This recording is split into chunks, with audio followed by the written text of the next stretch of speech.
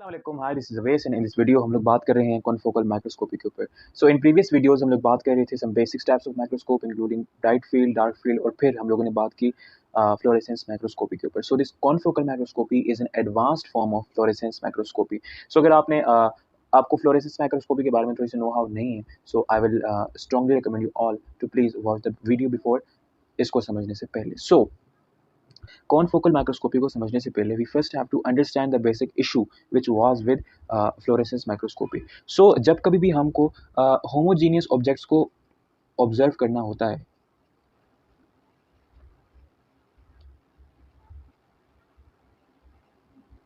यानी कि इस तरह के स्पेसिमेंट्स, इस तरह के ऑब्जेक्ट्स जिनकी जो कंपोजिशन है वो ओवरऑल थोड़ी सी होमोजीनियस होती है। होमोजीनियस इस तरह से नहीं कि उनकी बिल्कुल मैक्रो लेवल पे उनकी जो कंपोजिशन है वो सेम है, मतलब एक क्यूबिक मीटर में आपको हर चीज़ की कंसनट्रेशन आप किसी भी पॉइंट पे कैलकुलेट करें वो सेम मिलेगी, इस तरह का इसका मतलब ये नहीं है। होमोजीनियस ऑब्जेक्ट का मतलब ये है कि ऐसे ऑब्जेक्ट्स जिनमें आपकी जो कंपोजिशन है वो ओवरऑल थोड़ी सी आपको सेम मिलती है। फॉर एग्जाम्पल अगर मैं एडिपोज सेल्स की बात करूँ,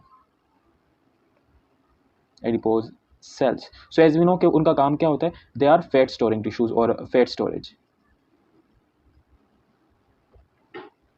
यानी कि इन सेल्स में हम लोगों को ख़ास तौर पे वैक्यूल्स मिलेंगे, ठीक है, जिनमें आपकी जो फैट्स होते हैं वो स्टोर होते हैं। सो जब इस तरह के स्ट्रक्चर्स को, इस तरह के ऑब्जेक्ट्स को आप अपनी फ्लोरेसेंस माइक्रोस्कोपी में ऑब्जर्व करने की कोशिश करेंगे तो वो आपको लेस रिजॉल्व्ड नजर आएंगे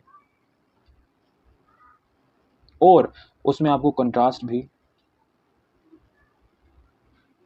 उस हद तक नहीं मिलेगा जिस हद तक एक चीज़ को ऑब्जर्व करने के लिए आपको एक कंट्रास्ट मिनिमम रिक्वायर्ड होता है। Why? Because as you know कि जो फ्लोरेसेंस माइक्रोस्कोपी है उसका बेसिक वर्किंग प्रिंसिपल बेस करता है फ्लोरेसेंस के ऊपर, यानी कि जब एक हाई रेडिएशन यानी हाई एनर्जी कंटेनिंग रेडिएशन एक चीज़ को एक्साइट करती है और जब वो एक्साइटेड चीज़ वापस से अपनी ग्राउंड लेवल पे आती है, नॉर्मल लेवल पे आती है, यानी रिलैक्स होती है, तो वो कुछ एनर्जी एमिट करती है, वो एनर्जी हमको इन द फॉर्म ऑफ कलर नज़र आती है। So it was fluorescence microscopy. लेकिन जब आप इस तरह के ऑब्जेक्ट्स को जो कि होमोजीनियस हों या फिर उनका जो स्ट्रक्चर हो बहुत हद तक ओवरऑल सेम हो, तो उस वक्त जो आपकी फ्लोरेसेंस माइक्रोस्कोपी है वो आपको लेस रिजॉल्व और लेस कंट्रास्टेड जो आपकी इमेज है वो देती है। और one thing which was also lacking in fluorescence microscopy वो ये है कि हम लोग फ्लोरेसेंस माइक्रोस्कोपी में ऑब्जेक्ट की डेप्थ को प्रॉपरली हम लोग नहीं स्टडी कर सकते। ऑब्जेक्ट की डेप्थ, फॉर एग्जांपल सपोज कीजिए यहाँ पर मैं एक स्ट्रक्चर बनाता हूँ, as I previously told that के जो हमारे सैम्पल्स हैं, फॉर एग्जांपल अगर आप किसी सेल को ऑब्जर्व कर रहे हैं तो उसका जो स्ट्रक्चर होता है वो 3 डायमेंशनल होता है। इवन तो कि हमको इमेज में वो 2D में नजर आता है लेकिन एक्चुअल में वो 3 डायमेंशनल होता है। फॉर एग्जाम्पल सपोज कीजिए this is a object which is a cell, ठीक है, और एज वी नो के सेल में हमारे पास एक न्यूक्लियस होता है, ठीक है, इस तरह से, which is a dense structure, और ये हमारी सेल मेम्ब्रेन है इस तरह के, और बहुत सारे आपके जो वाइटल कंपोनेंट्स हैं, ऑर्गेनल्स हैं सेल के, वो भी होते हैं। तो सपोज कीजिए कि आप फ्लोरेसेंस माइक्रोस्कोपी की मदद से इस न्यूक्लियस को ऑब्जर्व करना चाह रहे हैं। सो एज वी नो कि अगर वो जो आपका ऑब्जेक्ट है वो इस तरह से होमोजीनियस है तो उसकी कंपोजिशन सेम है, तो मीन्स के जो आप डाई डालेंगे, जो आप फ्लोरोफोर्स डालेंगे, वो इसकी ऊपर ऊपर से एब्जॉर्ब हो जाएंगे। बिकॉज अगर इसकी कंपोजिशन इस तरह से सेम रहती है तो ऊपर से जो भी आप डाई डाल रहे हैं, for example this is a dye ना, ठीक है, तो ये डाई जो है ये इनके ऊपर इस तरह से अटैच हो जाएगा और बहुत कम हद तक वो डाई जो है वो यहाँ इस सेंटर में न्यूक्लियस तक पहुँच पाएगा। और फिर यहाँ से जब इमेज आपको आप देखेंगे इस टेक्निक की मदद से ऑफ दैट होमोजीनियस ऑब्जेक्ट, तो वो इमेज आपको बहुत लेस रिजॉल्व नजर आएगी, ठीक है, और उसमें कंट्रास्ट भी आपको उस हद तक नहीं मिलेगा, और you can not differentiate the structure which is present in side your sample और योर ऑब्जेक्ट। सो इस इशू को, इन दोनों इशू को, एक तो था कि हमको रेजोल्यूशन नहीं मिलती थी अच्छी वाली और हम लोग डीप में जाके एक ऑब्जेक्ट को ऑब्जर्व नहीं कर सकते थे। इस इशू को हमें कॉनफोकल माइक्रोस्कोपी ने सॉल्व करके दिया। आइए देखते हैं कि इसका सोल्यूशन किस तरह से है। सो आइए अब बात करते हैं कि कॉनफोकल माइक्रोस्कोपी के वर्किंग प्रिंसिपल्स क्या हैं और वो किस तरह से उन इश्यूज़ को सॉल्व कर रही है, ठीक है। सो नाउ हमारे पास मैंने यहाँ पर 4 कंपोनेंट्स लिखे हैं, okay. So this 4 components are the main vital components of fluorescence microscopy. We know ना कि वहाँ पर हमारे पास डायक्रोमेटिक मिरर था, we got thin sliced objects, ठीक है, उसके बाद हमारे पास एक्साइटेशन फिल्टर थे, देन वी गॉट फ्लोरोफोर्स, ठीक है। सो डायक्रोमेटिक मिरर वो होते हैं कि जो इस तरह के मिरर जो कि एक वेवलेंथ वाली लाइट को आपस में से पास होने देते हैं लेकिन दूसरी वाली को वो रिफ्लेक्ट करते हैं, ठीक है। थिन स्लाइस्ड ऑब्जेक्ट, ठीक है, एज वी नो के मतलब ऑब्जेक्ट के थिन स्लाइस्ड। एक्साइटेशन फिल्टर यानी कि ऐसे फिल्टर जिनके ऊपर अगर आप वाइट लाइट मारें यानी उनके ऊपर आप वाइट लाइट को फोकस करें तो उस वाइट लाइट में से वो एक पर्टिकुलर वेवलेंथ ऑफ लाइट को पास ऑन होने देते हैं, ठीक है, which depends on the particularity of the excitation filter. उसके बाद फ्लोरोफोर्स यानी वो कंपाउंड्स जो कि फ्लोरेसेंस को रिस्पॉन्ड करते हैं, ठीक है। सो नाउ हमारे पास इन चारों में से ये हमारे पास कौन फोकल माइक्रोस्कोपी में एक्साइटेशन फिल्टर्स नहीं होते हैं, ठीक है। क्यों नहीं होते हैं उसकी बात बताता हूँ, ठीक है। वी गॉट डायक्रोमेटिक मिरर यहाँ पर भी हमारे पास, ठीक है। We got thin sliced object यहाँ पर भी हैं, and we also got fluorophore because it is also fluorescence based technique, ठीक है। सो जो हमारे पास कौन फोकल माइक्रोस्कोपी का जो स्ट्रक्चर होता है वो कुछ यूँ होता है। So as you can see कि यहाँ पर हमारे पास कौन फोकल माइक्रोस्कोपी का बेसिक स्ट्रक्चर है। सो यहाँ पर मैं आपको एक इंक्लूड कर रहा हूँ कि इन 3 कंपोनेंट के साथ वी नो ना, यहाँ पर हमारे पास डायक्रोमेटिक मिरर्स हैं, ठीक है, ये क्या होते हैं, ठीक है। इसके बाद हमारे पास ऑब्जेक्ट है, वी हैव ऑब्जेक्टिव, ठीक है, we have light source, and one additional thing we have pin holes. Now we have pin holes, मतलब कि ये इस तरह के कंपोनेंट्स होते हैं हमारे पास कौन फोकल माइक्रोस्कोपी में, जो आपकी इंटेंसिटी को कंट्रोल कर सकते हैं, लाइट सोर्स की इंटेंसिटी, ठीक है, यानी किस अमाउंट की लाइट आप चाहते हैं, बिकॉज इंटेंसिटी आपकी डेप्थ से रिलेटेड होती है। बाद में बताऊंगा किस तरह से डेप्थ। इसके अलावा ये जो पिन होल्स हैं ये अपर्चर को भी आपका कंट्रोल कर सकते हैं, बिकॉज के आप कितनी अमाउंट में लाइट भेजना चाहते हैं। Actually this aperture is related with the amount of object you want to see और the region you want to see, regional. For example एक 20 माइक्रोन का सेल है, ठीक है, लेकिन आप सिर्फ और सिर्फ उसमें न्यूक्लियस को देखना चाहते हैं। सो वो आप अपने अपर्चर को सेट करके वो जो अपना फोकस है वो आप सिर्फ और सिर्फ उस न्यूक्लियस तक रख सकते हैं इन दोनों की मदद से। It is for our excitation light and it is for releasing light, यानी ये वो लाइट के लिए पिन होल है जो कि आपके सैंपल को एक्साइट करेगी, और ये पिन होल उस लाइट के लिए है जो कि आपका सैंपल रिलीज करेगा when it comes towards the ground state, ठीक है। इसके अलावा हमारे पास जो आपकी light source, you can see that कि यहाँ पर मैंने लेज़र लिखा है। So our light source is monochromatic,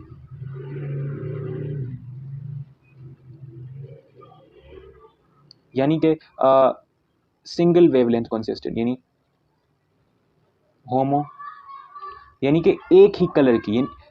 I think so कि आपको लेज़र के बारे में आइडिया हो कि लेज़र क्या होती है। विनो का एक सिंगल इंटेंसिटी की, एक सिंगल वेवलेंथ की, एक सिंगल फ्रीक्वेंसी की लाइट होती है, ठीक है, एक सिंगल कलर की लाइट होती है, उसको हम लोग लेज़र कहते हैं। बिकॉज ये फ्लोरेसेंस माइक्रोस्कोपी के अंदर जब हम लोग वाइट लाइट को यूज़ कर रहे थे तो उसकी वजह से जो कभी कभार ये आपके एक्साइटेशन फिल्टर्स जो थे वो ठीक से काम नहीं करते थे, या वो रेडिएशन भी जाने देते थे जो कि आपके ऑब्जेक्ट को उसकी जो इमेज है उसको ख़राब कर सकते हैं। बिकॉज वी नो ना we have to excite with a particular kind of wavelength containing light, लेकिन जब दूसरी वेवलेंथ वाली लाइट भी जाकर आपको इंसिडेंट करवाएंगी सो वो आपकी इमेज को कंस्ट्रक्टिव और डिस्ट्रक्टिव इंटरफेरेंस की वजह से वो थोड़ा सा हार्म पहुंचा सकती हैं, और आपका ऑब्जेक्ट जो है वो उतना क्लियर और उतना कॉन्ट्रास्ट में नहीं आता, ठीक है।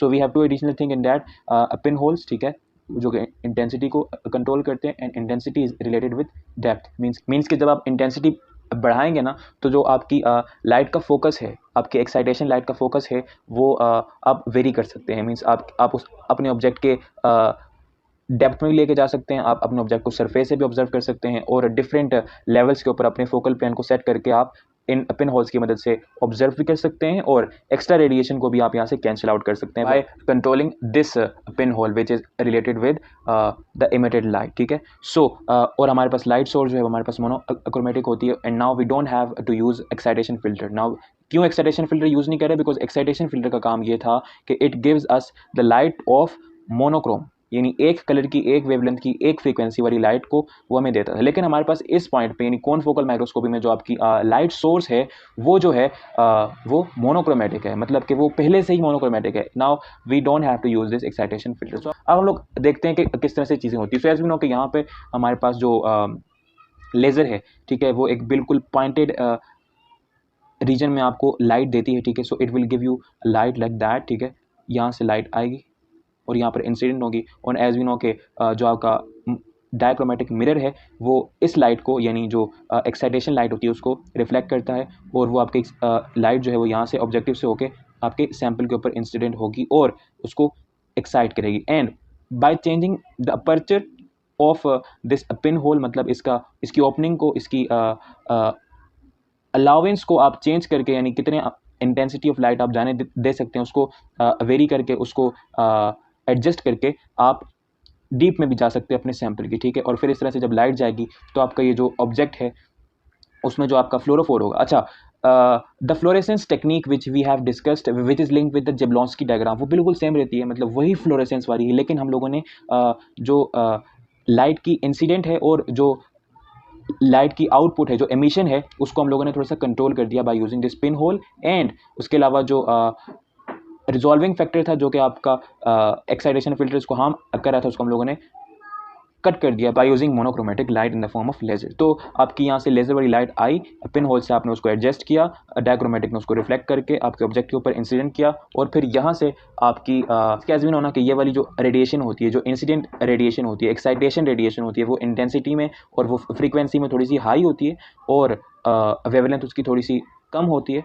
और जब ये लाइट इसके ऊपर इंसिडेंट होती है अपने ऑब्जेक्ट के फ्लोरोफोर्स के ऊपर, ठीक है, तो वहाँ से फ्लोरोफोर्स होते हैं वो जेब्लॉन्स्की पीरियड को फॉलो करते हैं, ठीक है, और पहले एक्साइट होते हैं, ठीक है, उनके इलेक्ट्रॉन्स, और जब वो ग्राउंड स्टेट पे वापस आते हैं तो इट विल इमिट रेडिएशंस, ठीक है, और जब वो रेडिएशन इमिट करेंगे, सो वो रेडिएशन आपके ऑब्जेक्टिव से होकर आपके डायक्रोमेटिक मिरर से पास ऑन होगी, और आपके सेकंड पिन होल से पास होकर, जहाँ से आप उसकी एक्स्ट्रा जो डिफ्रैक्टेड रेज हैं उसको आप कैंसिल आउट करके अपने अपर्चर को यहाँ से कंट्रोल करके, ये जो लाइट रेज हैं which are coming from the objective after the Jablonski period, so वो आपके डिटेक्टर के ऊपर फॉल करेंगी और एक पर्टिकुलर इमेज आपको मिलेगी। Now this image which we are going to get, ये बहुत ही फोकस्ड होती है, ये बहुत ही कंट्रास्टेड होती है, ये बहुत ही रिजॉल्व होती है, ठीक है।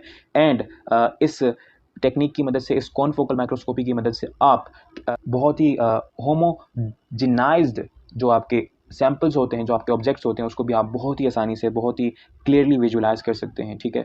और यहाँ पर हम लोगों ने पिन होल की मदद से और monochromatic light in the form of laser की मदद से जो एक्स्ट्रा रैग पैक्स थे which was linked with excitation filter and the resolution factors, उसको हम लोगों ने कैंसिल आउट किया, और इस तरह से कॉनफोकल माइक्रोस्कोपी ने उस डेप्थ के इशू को, ठीक है, और उस रेजोल्यूशन और कंट्रास्ट के इशू को सॉल्व किया by using, as we know के, अच्छा, कंट्रास्ट और रेजोल्यूशन का जो फैक्टर है वो आपकी लेजर यानी मोनोक्रोमेटिक लाइट को यूज़ करने के बाद वो सॉल्व हुआ, ठीक है। So this was the confocal microscopy. I hope so कि आपको समझ आया होगा the basic concept behind this confocal microscopy, और किस तरह से ये जो कॉनफोकल माइक्रोस्कोपी है ये हमारे फ्लोरेसेंस माइक्रोस्कोपी के साथ लिंक्ड जो इशूज़ हैं उसको रिजॉल्व करती है। सो आई होप सो कि ये वीडियो आपके लिए हेल्पफुल होगी। If you like this video so please share it with your friends और एनीवन जिसको भी इस वीडियो की ज़रूरत है। Thank you so much for watching this video. Good bye.